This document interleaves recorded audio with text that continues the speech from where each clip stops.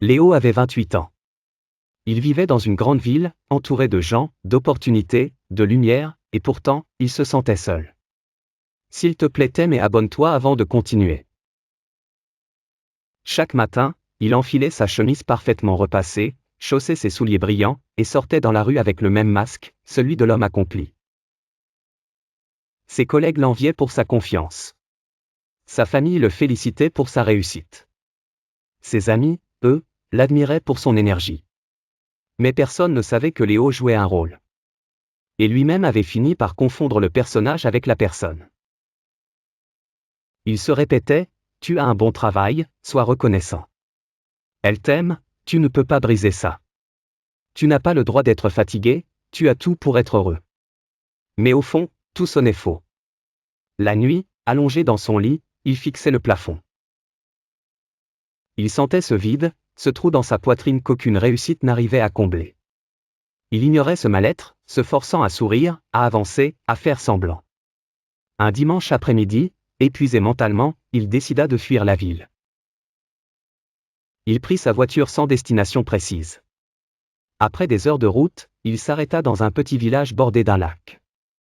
Il sortit marcher, cherchant l'air, le silence, quelque chose de vrai. C'est là qu'il la vit.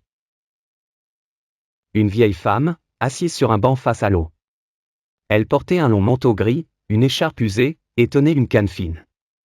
Mais ce qui frappa Léo, ce fut son regard.